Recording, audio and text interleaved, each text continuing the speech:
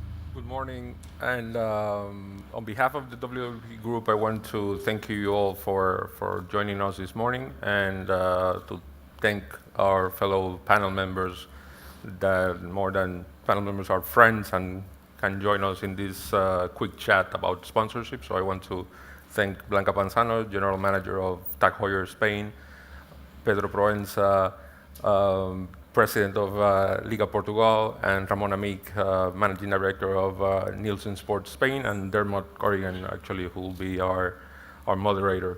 So, Dermot, the floor is yours. Yeah, just thought I'd start off with some general questions for the panel. But we've a very interesting panel today, 4 different people with very different backgrounds, very different perspectives on what is an area which is rapidly changing, I think, at the moment, football sponsorship, with new technologies, the way the media environment is changing at the moment. So it'd be interesting just to get an introductory perspective maybe on what they think are the most important trends and developments in this area over the last couple of years. So maybe start off with you, Rayde, from WWP's point of view, what have been the most important things that you've seen coming down? When you're working with clients, what are the things that they are most preoccupied with, and what are the solutions that you are able to offer them when they come to you looking for advice around football sponsorship? I think the major shift that the industry has been experiencing in recent years is actually the amount of requests of proactive activation. Brand awareness as a tool for sponsorship is kind of outdated. It's not that it's not important, but it is not what drives sponsorship now. So our clients usually ask us to find creative ways in which that partnership can actually evolve in direct engagement. And nowadays, I mean, we've been talking about digital, seems like forever now, but nowadays, direct-to-consumer engagement is what drives the major sponsorship deals that we counsel on. Okay, yeah. Blanca, from Tag Heuer's point of view, how have things developed recently, or what are the new things that you're seeing in the market? So, as Rayde was saying, I think brand awareness, of course, it's something that's it's already with the partnership, but I believe that for luxury brands like Tag Heuer, to be legitimate in that territory, it was very important to be the timekeeper, to really find the right content that fits the brand and create synergies to develop it together. So I really believe that we need to develop like qualitative contents to create more engagement with the fans and to be legitimate in the territory. Yeah. Okay. And Pedro, for Liga Portugal, they have a new sponsor this season, or you have a new sponsor in NOS. How have you found working with them, or how has it been for you to deal with having a sponsor like NOS?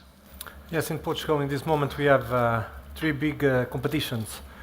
We have the first league that we have the engagement with the telecommunication company, it's NOS.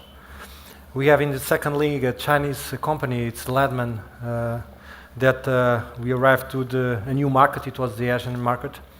And for the League Cup, we have a CTT company that they are working with us. So what we are working with the sponsors is to bring the engagement with the fans, with the entertainment, and the sportive way.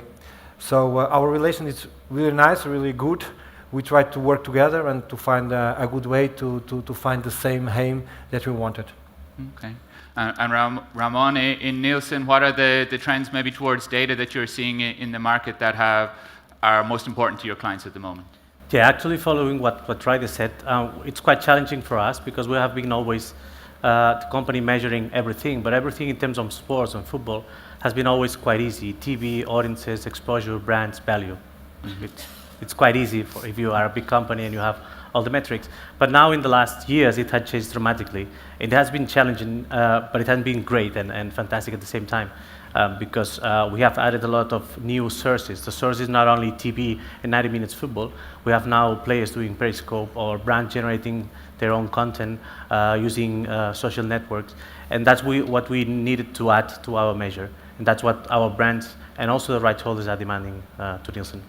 Okay, and just to continue on that, Ramon, about the return on investment, how can you show, maybe using the data or using the metrics that you have to a client if they're considering a couple of options in sponsorship, how can you show in advance maybe where they will get the best return on investment? Yeah, that's complicated. The best thing now is that brands have many tools at their hands to generate content, also to generate exposure, and also to connect to the fans.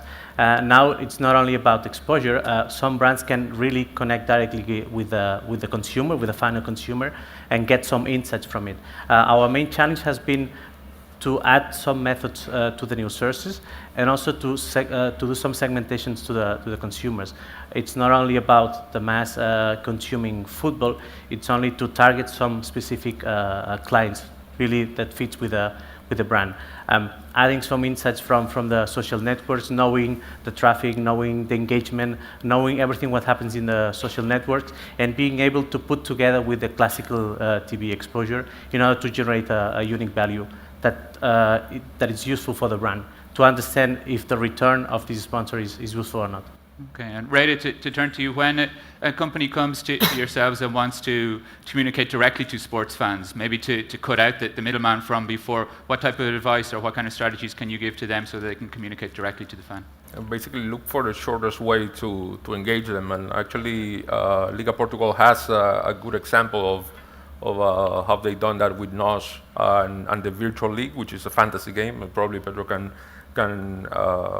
give us more insight on it. But basically, what you see is a high level of engagement at that level, comparable to a sizable chunk of actually in-game attendance. So you kind of see that how fans are interacting and engaging in these new platforms, let's say. And I think for properties is actually a great tool to offer brands like Heuer or others that want to have direct engagement. Yeah, Pedro, just to ask you about that, I guess from the Liga Portugal's point of view, the main idea is to engage the fans, to get the fans as interested in the games as possible, to give them something extra so they can enjoy the sport even more. Yes, the way that we are working, for instance, with NOS is a telecommunication company. We have made a lot of work together. The engagement that we create with the fans, because it's the target that they want to find. It's, for example, the fantasy league that we have. It's a connection, a good connection that we have with the first division that we have in Portugal and the interest of the NOS company. So we create this engagement. And we have in this moment more than 50,000 people who are working this game. So this networking creates the value for the company that is working with us, our main sponsor, and for the league. So we are really satisfied.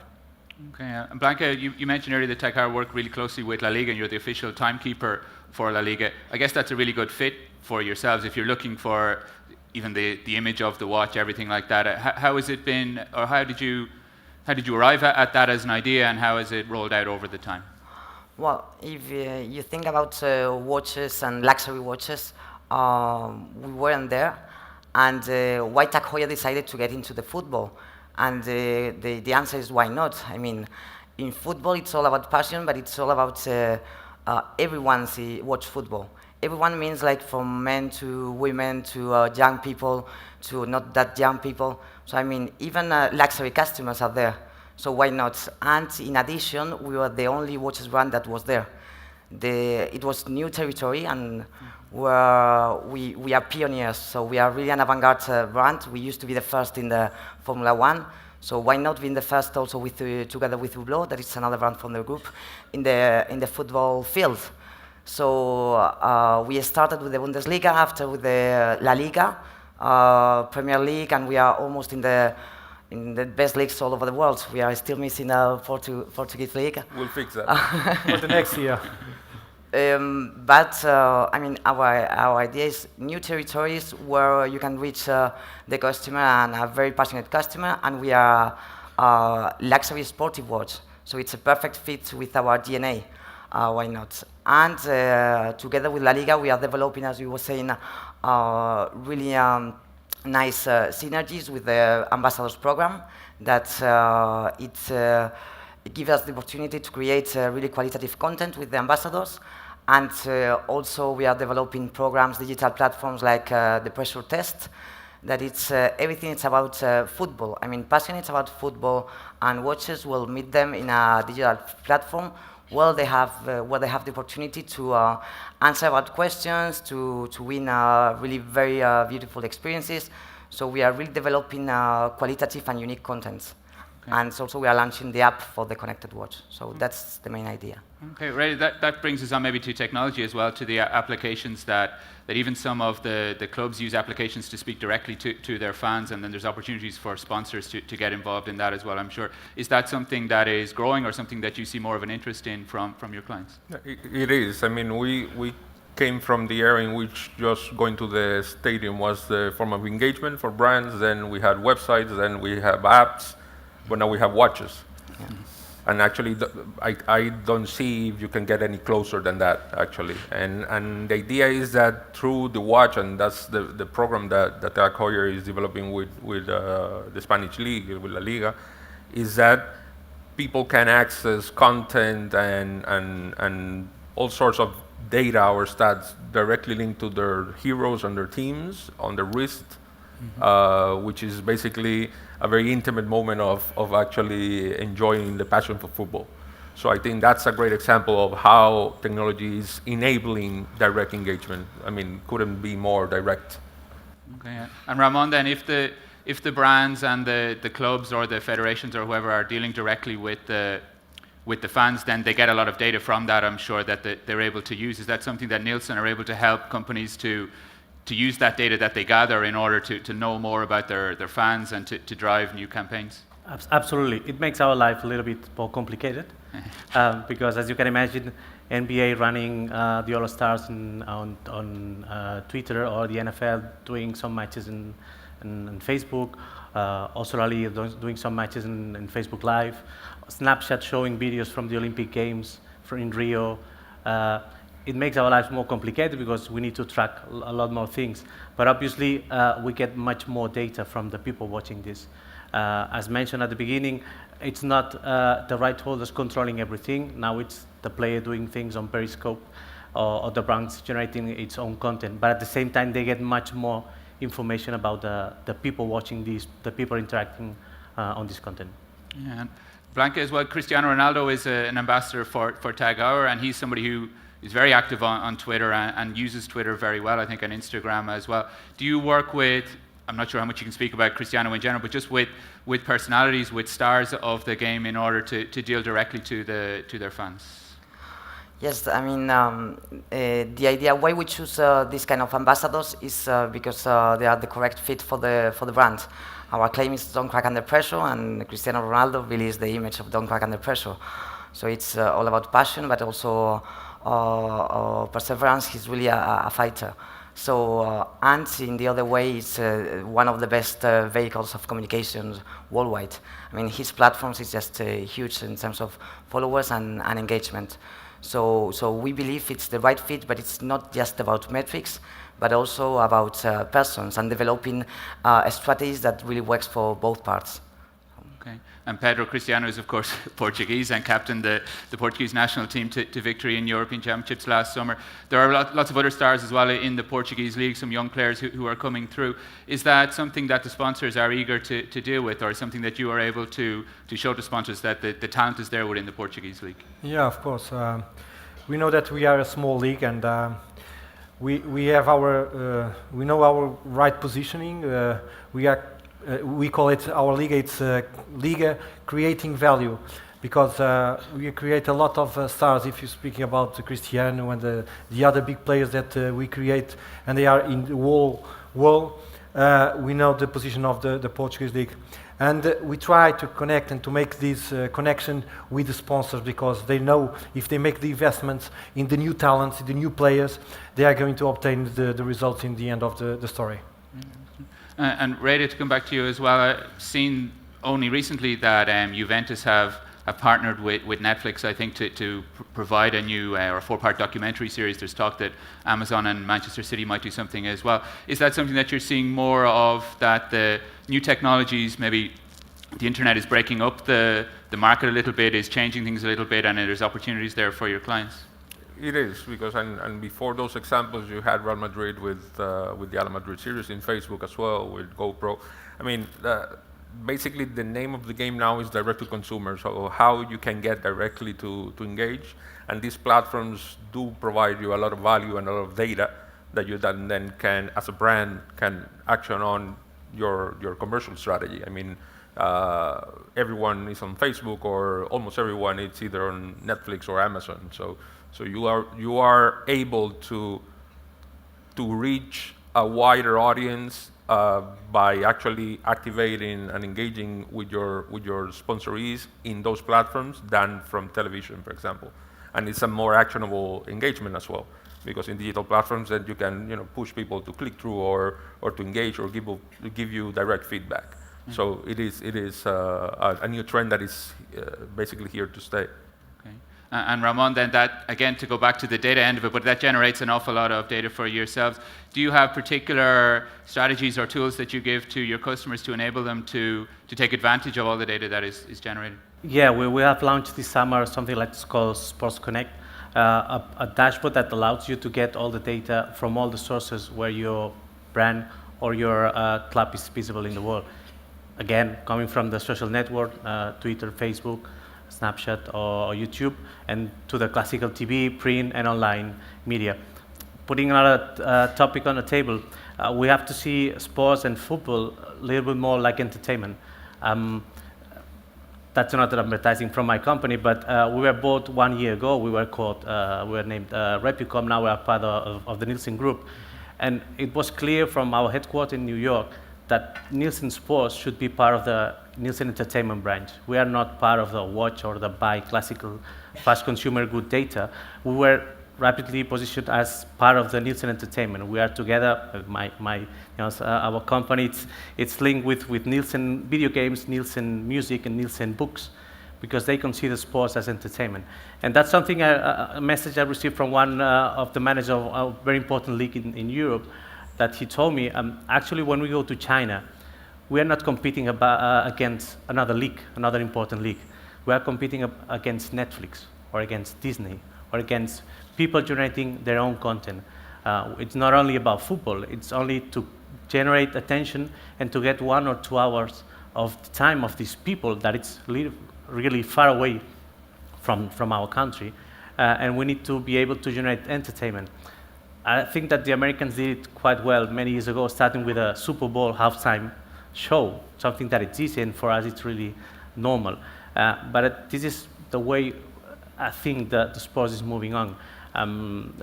As example, Kellogg's was doing a tour in the States in the last 4 years, using the Olympic team of the United States, doing some shows around the country, mixing a brand, sponsoring it, and using sports, really good sports athletes, and doing something like a show. Or I think in the next month it's going to start something like a joint venture with the NFL and Cirque du Soleil in New York. I think that's the way that sport is moving on. We have many more windows to show the content, but at the same time, we need to fight against all entertainment shows, and that's in my opinion what it should look like in the next years. Yeah, do you want to come in there, Rayde? Yeah, actually, the question came to mind. Is still less. I mean, I think I know the answer because it's obvious. I think it has equal value or greater value to have a kid playing FIFA on their PlayStation than watching the game of La Liga.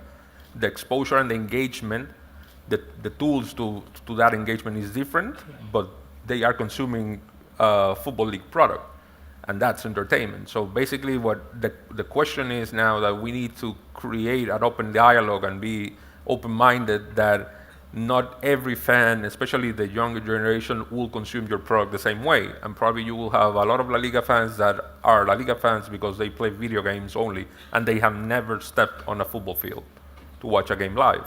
So that's the reality. I mean, sports is entertainment, and it has different shapes and forms. Yeah, was that something that Tag Heuer took into account when they were moving into football? You mentioned they were in Formula 1 and then football, that it's not the traditional football fan who maybe was older male, older men or younger boys who went, but everybody watches football now, and that's something that's interesting to yourselves. That was the main objective for our partnership. As we were saying, we need to reconquer the young target, of course. We have our current customers, but at some point they are going to get old, so we need to renew our customers. And football, I mean, young people is in football, but they could also be in music. Why not? I mean, so that's the reason why we have different platforms. It's about sports, it's football, and we will reach the young customers through La Liga, but also through the FIFA game, as you were saying before. Of course, but it's also about music as a universal language for them. So we are also into music. So it's good to have, I mean, different platforms where you can reach these younger customers. Yeah, just to talk about the global nature of it as well, Pedro, in the Portuguese league, there are players from all over the world. A lot of young players come to Portugal from South America, for instance, or from Eastern Europe, and then you're able to tell sponsors that you have markets all over the world, that it's not just the Portuguese league, it's a global league. Yeah, completely. We know that we are the first door for the new players that came from the America and came from Brazil, and so we know that because we have good condition, we have good coaches, we can give the good tactical approach to the new players. They feel well when they make the first step when they arrive to Europe, and it's a big stage where they can find a new doors when they can come to La Liga or they can go to the Bundesliga. So the approach that we have with the players, it's something that merge with the sponsors. So they know if they can make that investment in these players, they are going to win some money in the end of the day. Yeah. Ramon, I guess you can show to sponsors of a club or a federation or whoever where their fans are around the world, that it's not just the people within the country, like within Portugal or here within Spain, that fans are all over the world watching games in different countries now. Sure, that's normally our first question when we go to a club or to a federation. They want to know exactly the army, where are the people who's watching us.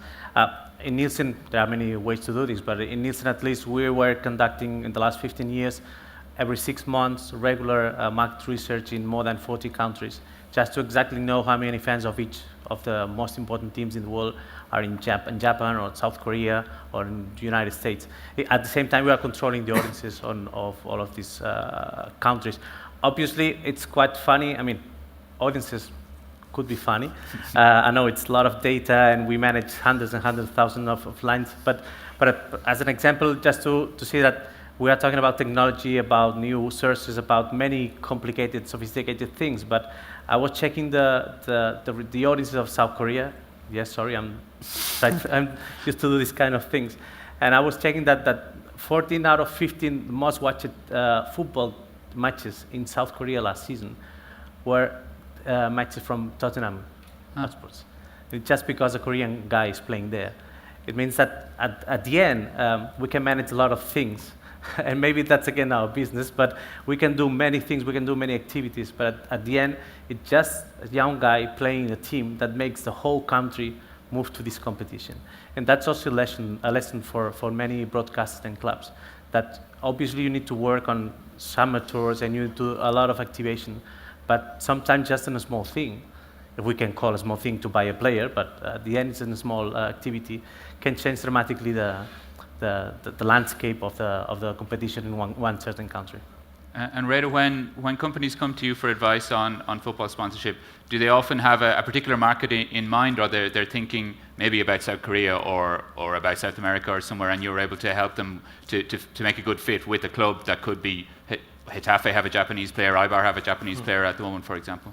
It's multi-directional, because you have obviously companies and the way sponsorship needs to be approached actually is from the perspective that is one small communication tool within the whole marketing mix. So there's advertising, there's communications, there's PR, there's fairs and trade shows and all that. So sponsorship actually needs to be linked to the core business of the brand, and most often that not actually is directly linked to the different markets that they operate. And actually the question after that, after saying I'm focusing on developing our presence in Spain or in Latin America, is how we do that. And how we do that not only by actually sponsoring the property, how we create the stories that actually will make our brand credible in the space, and that will create us that positive influence with our consumers, which are the sports fans, that will allow us to achieve our business objectives. So the biggest challenge then is translating business strategy or corporate strategy to storytelling into sponsorship, so you can actually deliver on that promise that by sponsoring X, you will reach Z. Is that something you found with La Liga, that you've been able to see where more watches are being sold? I don't know if it's that simple to look at it, but where there's more interest in your brand because of the sponsorship that you've done with La Liga? It's not that it's that simple or not, but it's working. I mean, we are growing +30 in Spain. Last year +20, this year +30. Okay. So of course it has something to do. But as Rayde was saying before, it's about also being true to your DNA. So in our case, we have a long tradition of innovation. TAG Heuer started in 1860. So we need to be true to our roots, and we are a sportive brand. So it's the perfect fit. And so it's very important that really the kind of partnership fits with your brand. In addition, you need to be bold. You need to be creative. Because on the other hand, otherwise you will have just a branding in somewhere, and it's nothing. I mean, for the customer or for the audience will not be interesting. So you need to create content that is really unique and it's relevant, and that's a major point. So for us to develop just a simple thing as a referee board with that shape, etc., it's something that it's legitimate for the brand, because we are timekeepers, we are watches, and so it fits with the brand. And after developing the content like a don't crack under pressure moment, or something that really gives something new and unique to the audience and really fits with the brand. So we need to be bold and creative in order to be better. Yeah, Pedro, and that's something that Portugal is well known for. It's not the biggest country in Europe, but yet it produces an amazing amount of footballers. It produces top referees as well, and players like Cristiano who go on and win the biggest trophies. When you're selling La Liga or selling the Portuguese league abroad, is something that you're able to focus on, that we might not be the biggest, but we have a lot of success? Yes, when we arrive to a new country, what we bring is the talent that we have inside of us. Because we are a small country, we have just around 10 million people living in Portugal.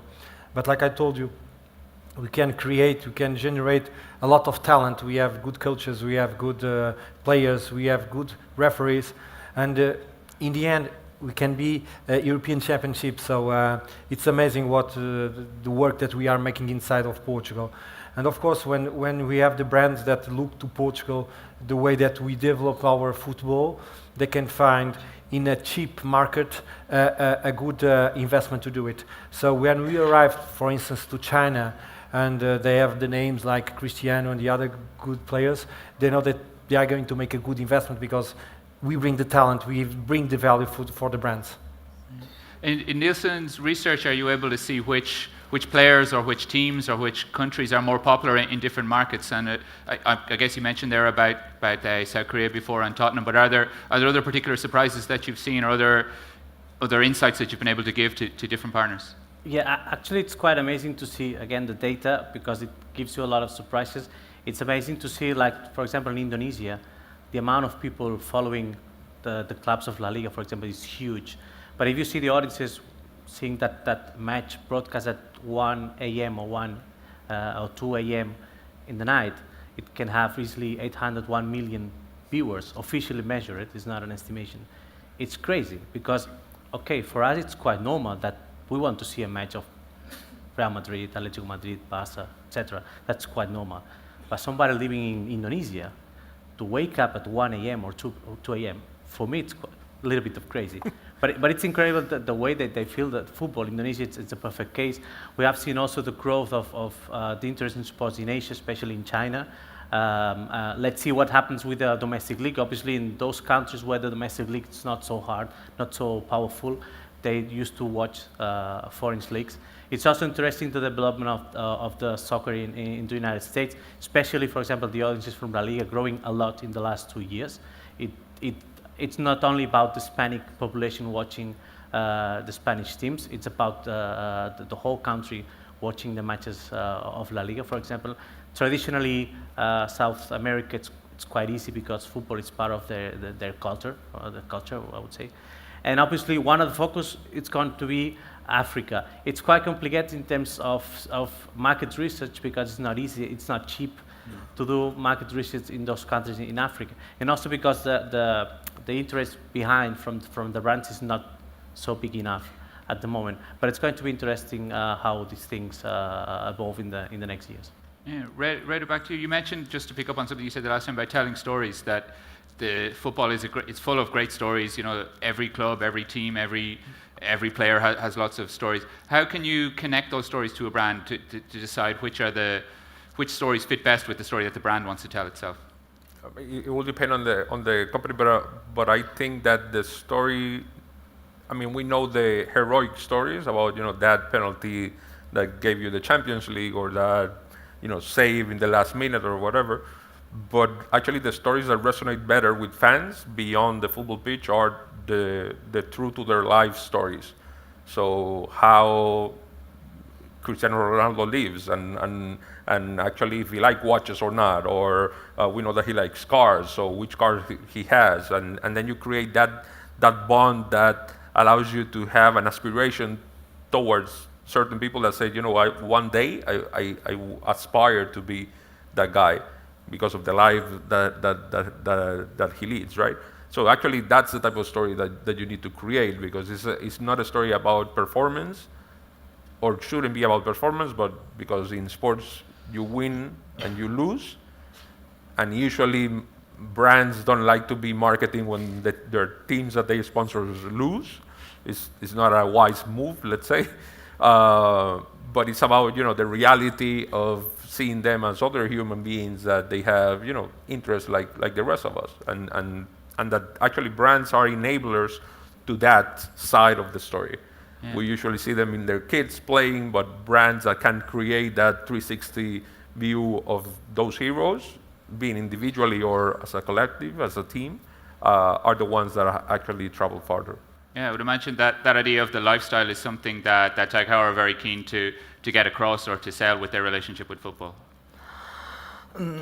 Yeah, I mean, lifestyle it's important because in the luxury world it's all about emotions. I mean, it's not just about selling watches, it's about experiences and emotions.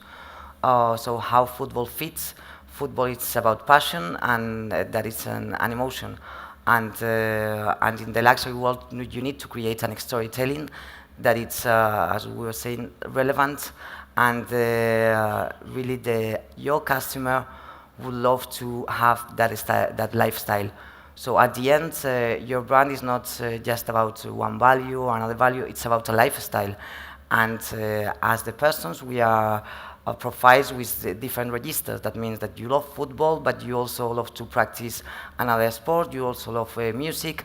So that's the reason why we develop different platforms, and it's about a lifestyle about this passion for innovative, passion for football, passion for music, and we develop cross events and marketing events to show this kind of lifestyle. So in the future, as we were saying, for a customer that it's now, I know, for a young people that is now 15 years old, it will be really aspirational. So in the moment he will have his first salary, why not? It will be his first watch Tag Heuer, because it really fits with his lifestyle. Is that something that you've noticed from younger fans in Portugal, that they want to emulate their heroes, that they see, as well as what they do on the football pitch, that they're interested in their lives off the pitch, and they'd like to, everybody would like to have Cristiano's money and everything, but that it's something that they see as a connection that they have with the stars? Yeah, for sure.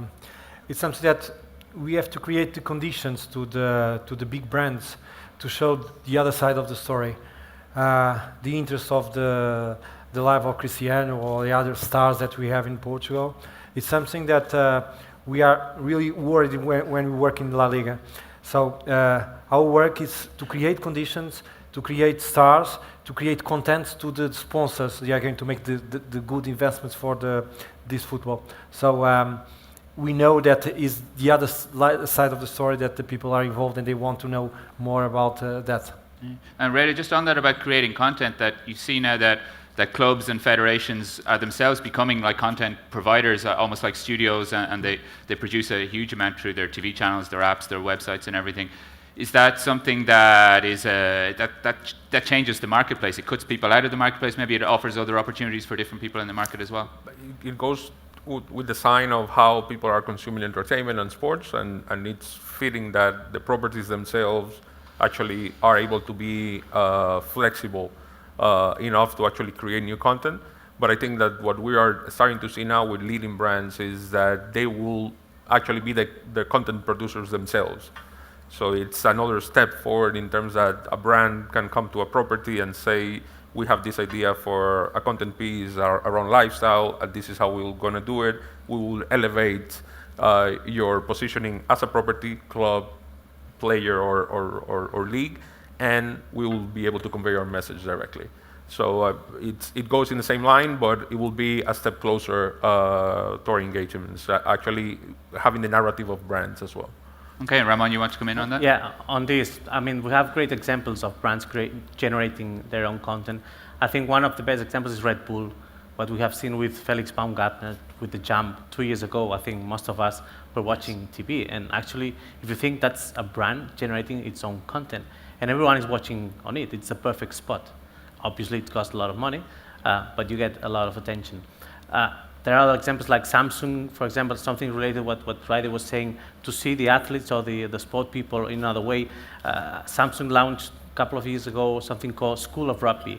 And there were a lot of rugby players from the English national team doing some small videos, teaching the people how it works with rugby, the rules, and some lessons about how to play rugby. It's another way to see important sport people. And it's funny, and it's probably more interesting for the young people, and it's a way to connect with new audiences and to make your sport and also your brand more appealing. There are a lot of similar examples. There's also FC Barcelona doing some videos before the match starts, showing some behind the scenes. It's a way to generate more content, to get more attention, and obviously it's useful for the brands at the end. It's been a great conversation here this morning, being told that we need to move on and let somebody else take over the stage. But just maybe to finish up, Rayde, and say what have been the most interesting stories that you've heard here today, or the most interesting trends that you've seen today that people can bring forward into the rest of the summit and into the rest of their lives from today? I think that what you need to look for is direct engagement, and what you need to develop is compelling stories and actually have partnerships, not sponsorships, partnerships that create value for everyone at the table. And that's a principle that we apply actually as an agency, and that's how we try to put people together. Okay, thank you very much, guys. Okay. Muy bien, muchas gracias, thank you very much. Gracias, Dermot. Hemos escuchado cosas muy interesantes en esta mesa. Hemos escuchado la Liga Fantasía como un mecanismo para aproximarse a los aficionados. Yo creo que una de las conclusiones es cómo llegamos a los aficionados, cómo llegamos al corazón de los aficionados para llegar con nuestro mensaje, para llegar con el mensaje de nuestra marca. Creo que ese es el trabajo que se deduce que el mundo de la sponsorización en el que está trabajando más, y hemos escuchado muchas iniciativas, la creación de embajadores de marca. Hay una frase que a mí me gusta como titular: competimos contra la Disney. Es decir, la industria del fútbol está dentro de la industria del show business. Por lo tanto, nuestro competidor no es solo otra plataforma, o no es solo otra marca, o no es solo alguien que sponsoriza también en el mundo del fútbol, sino a quien trabaja en el mundo del espectáculo, del entertainment, del show business. Y luego, para mí, algo muy valioso y algo muy clave, el otro lado de la historia. Es decir, hemos de acompañar al equipo o al personaje con el relato. Yo suelo decir siempre que un equipo es un equipo de fútbol, pero si tiene un relato es algo más, es alma. Y un personaje o un jugador es un jugador, pero si además tiene un relato, una personalidad, algo que lo acompaña, lo acabamos convirtiendo en un icono. Y eso pasa con jugadores de fútbol, con héroes del deporte, con personajes de la política o incluso con personajes del cine, ¿no? Marilyn Monroe era una actriz, sí, pero además es un icono, ¿no? Y con su imagen se puede vender muchísimo, ¿no? Nelson Mandela era un gran líder y se acaba convirtiendo en un icono. El siglo XX, JFK es un icono, Jesse Owens es un icono, Maradona es un icono, Cristiano Ronaldo se ha convertido en un icono. Por lo tanto, quizás el relato es muy importante en ese trabajo de acompañar las marcas. Yo solo quería dejar dos preguntas añadidas, si me permites, Dermot. Una, a Blanca. ¿Hay mercados en los que resulta más interesante patrocinar equipos y en cambio hay mercados en los que resulta más interesante patrocinar personajes? Todo tiene que ver con la estrategia de tu marca y ser consistente, como decíamos. Ser consistente en nuestro caso con el ADN de nuestra marca, y por eso decidimos entrar en el territorio del fútbol, por ser innovador y por ser un territorio que no estaba conquistado por otras marcas de relojería de lujo. Decidimos entrar a través de las ligas, de las principales ligas en el mundo, pero también decidimos entrar en determinados mercados porque era interesante para la marca entrar a través de un equipo como el Manchester United. ¿Por qué? Porque se trataba de crear sinergias y se trataba de llegar, por ejemplo, al mercado asiático, donde el Manchester United es un valor seguro. Entonces, efectivamente, depende de los mercados, tienes que adaptar la estrategia, teniendo siempre una estrategia global para la marca. Y luego una última pregunta para Pedro. Cuando eras árbitro, cuando arbitrabas, Pedro, ¿tuviste patrocinador? En ese momento no era algo que estaba preocupado, lo que quería hacer era marcar bien los penaltis. Mas claro que nosotros teníamos y lo sabíamos que lo existía una consecuencia con los errores que nosotros los teníamos, sí. Porque si no tienes una competición que es creíble, el valor se va a bajar. Bueno, yo creo que el árbitro también es un sujeto de patrocinio, claro. Lo vemos en la Liga Española y lo vemos con árbitros muy populares, incluso casi con iconos, ¿no? Como Colina. Muy bien, muchas gracias. Creo que ha sido una mesa que nos deja grandísimas conclusiones. Muchas gracias a todos. Un descanso para tomar café y nos vemos en 10 minutos. Muchas gracias.